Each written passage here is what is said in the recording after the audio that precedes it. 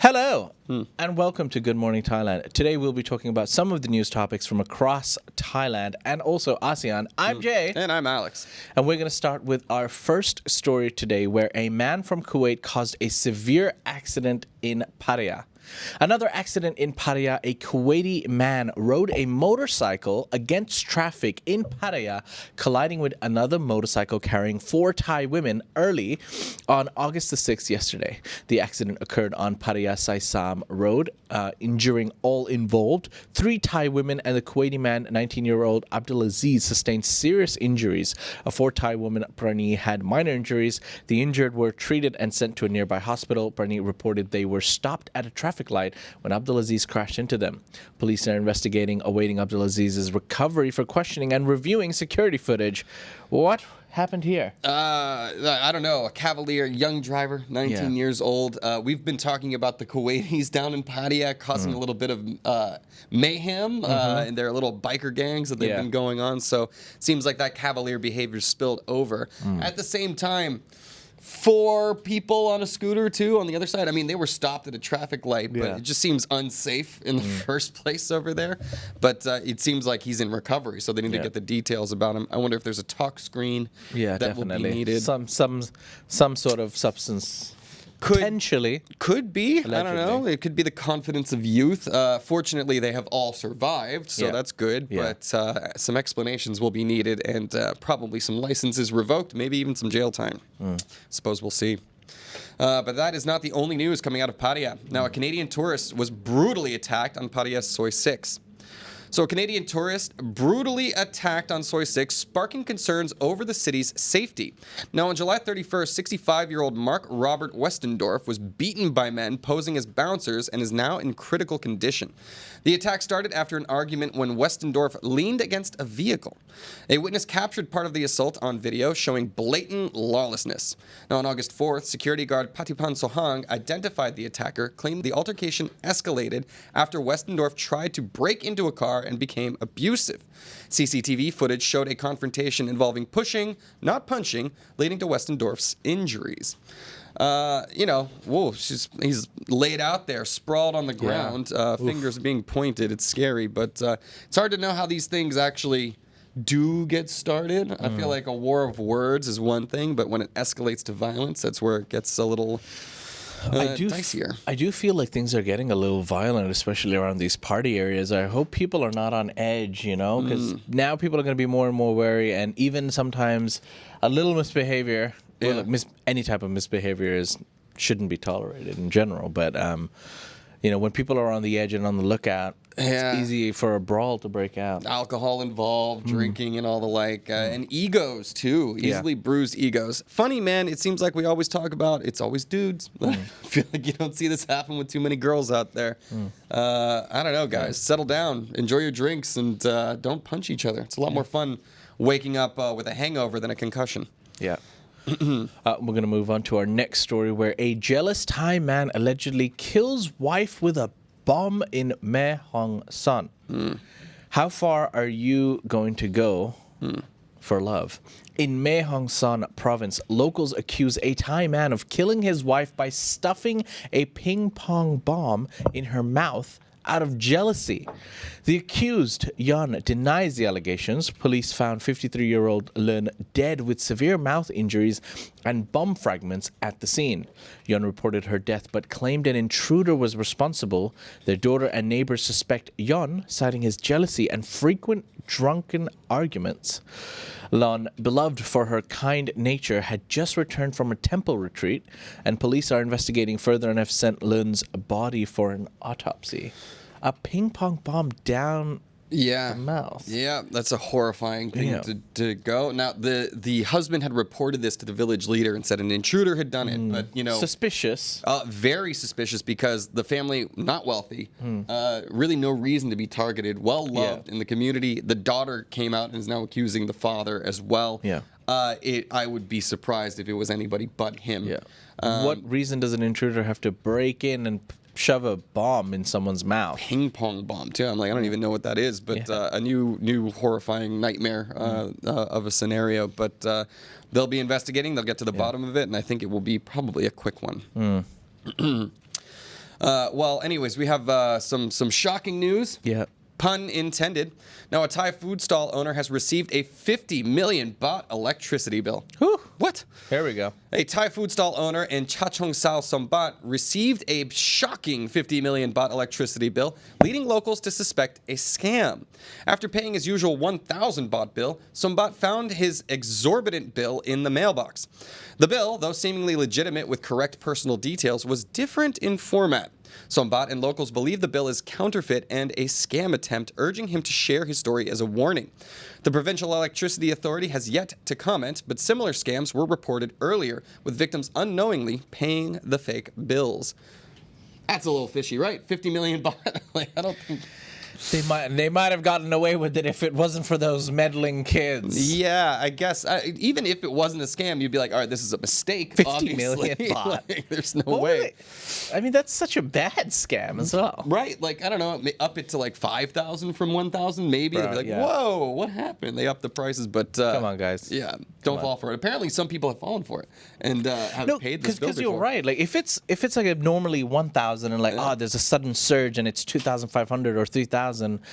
Sure. Possibly, yeah, sure. Yeah. You know, you're not going to question it, but like, yeah, in the million, when you go to the million range, it's the 50 million range. That's like, okay, sorry, that's about more than most Thai people make in several years, I would imagine. So, not a good scam attempt, but be careful out there. Make sure that the electricity bill you are paying is the right one. Yeah.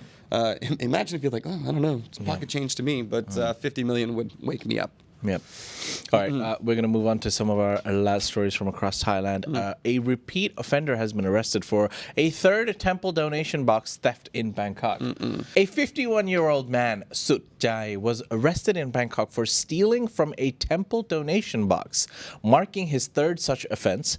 On August 5th, police, led by Police Colonel Wiwat, apprehended Sut Jai at his apartment. The theft involving a screwdriver and motorbike occurred at Wat Shinwararam in Pathum Thani, with 5,000 baht stolen. CCTV footage helped identify Sut Jai, who confessed to the crime, citing financial desperation.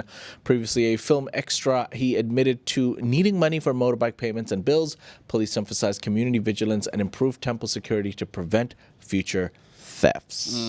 Stealing from the clergy. Don't do it, man. Good. Reminds me of the joke. Hey, I went to church for the first time the other day. They just handed me a plate full of cash. It was awesome. No, like, you're supposed to pass that around, okay? Yeah. Monks, temples, they rely on those donations from their, their flock. Yeah. And then they use them for all sorts of good things. Now, if this man had probably just come to him in his desperation and asked for help, he probably would have received some. Yeah. But that requires sort of swallowing the ego as well. So, anyways, the man has been caught. He will be reprimanded and punished, and hopefully he can get back on the right track. But that's not the only temple news that we have today. I have some fun, interesting temple news to end our Thailand stuff today. A monk has donated his entire 18 million baht lottery win in Nakhon Phanom. Now, a monk in Nakhon Phanom, Prakru Phanam Prechakon, won an 18 million baht lottery jackpot and donated the entire amount to the needy and local temples. Announcing his win on Facebook, he invited people to sign up for a special amulet distribution. The winnings were distributed within a week in Tat Padom district. Prakru Khai held ceremonies at Wat Pra Tat Panom and other locations, drawing significant attention. The amulets, blessed and consecrated, aim to fund rice for monks and student monks. The highly anticipated amulets will be available for collection on August 9th. Friday. All right. Yeah. I mean, come on.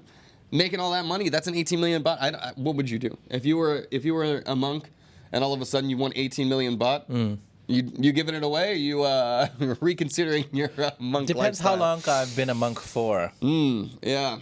I mean, that's no small sum, man. Yeah. Like $500,000, something like that. That's some life-changing money, especially here in Thailand. So it's a feel-good story. I question my own what I would do in that situation. What would you do? I'd give some to charity, I think, but I think biggest If you charity win the is still, Powerball. yeah. Is it the Powerball where people Powerball. win like $150 I million? think people have won like over $1 billion at this point or something like that. What's the highest lottery someone's won? I don't know. People can answer that in the Old chat. I'm not couple sure. in Kentucky winning like $200 million. I think it gets even higher than that. But yeah, it's once the taxes and everything, you still get half of it. yeah, right? and you also get to choose between a major payout now or like a lifetime of payouts, like recurring payments. And that affects the number as well. So whatever that big number is definitely not what actually gets passed off. But I don't think I'd be complaining. Yeah, fair enough. Myself Fair in enough. that situation. Fair enough. Well, anyways, that'll All do right, it for our yeah. Thailand news. Yeah. That's right. Let's move on to some of our ASEAN stories. Philippines and Vietnam are to hold their first joint Coast Guard exercise. The Philippines and Vietnam will hold their first ever joint Coast Guard exercise in Manila Bay on August the 9th, focusing on search and rescue and fire and explosion prevention. This cooperation comes despite both nations having competing claims in the South China Sea and recent encounters with China's Coast Guard. The exercise follows agreements signed in January to enhance maritime collaboration, and Vietnam's ship CSB 8002 and the Philippines BRP Gabriela Silang will participate. This initiative aims to create a template for future cooperation, potentially including China, to reduce the tensions in the contested waters. Yeah, this is an interesting development. They have never done this before. They've never done joint exercises. They do have competing claims. Yes. And of course, they both have competing claims with China. So the fact that this is a sort of a diplomatic outreach a little bit, it could be cooling the tensions in the region. And now we'll wait and see what China, how they Make respond. love, not war. I agree, man. Yeah, that's for sure. Especially on the geopolitical scale. Nations can make love too, right? Yeah. Weird. All right, but that's not our only story involving Vietnam. Oh, by the way, Natalie says, I think it's up to 1.4 billion is the highest lottery winning. Wow. Wouldn't mind a piece of that. I am They can salivating. take 50% away. I'll accept 50% of that. I would accept Yeah. 1% of that, I'm pretty Yeah. sure. Well, anyways, speaking of billions, we have news about a Vietnamese billionaire. Now, a Vietnamese tycoon has been sentenced to 21 years in jail for fraud. That's right, the tycoon Trinh Van Cuyet has been sentenced to 21 years in prison for fraud involving inflating his company's value before its IPO, defrauding investors of nearly $144 million. Cuyet, who owned Bamboo Airways and FLC Group, was found guilty alongside 49 accomplices, including former Ho Chi Minh Stock Exchange chairman Tran Dac Sin, who received 6.5 years. The trial is part of Vietnam's ongoing anti-corruption campaign, Blazing Furnace, it's known as. This follows another high-profile case where real estate mogul Trong My Lan was sentenced to death for a $12.5 billion fraud. Cuyet's potential appeal remains uncertain.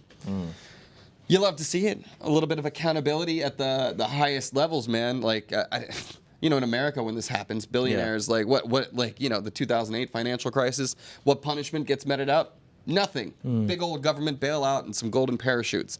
So it is interesting. The investigation has, fraud and corruption is everywhere. Yeah. But very interesting to see such severe punishments being given to these guys. China does this as well.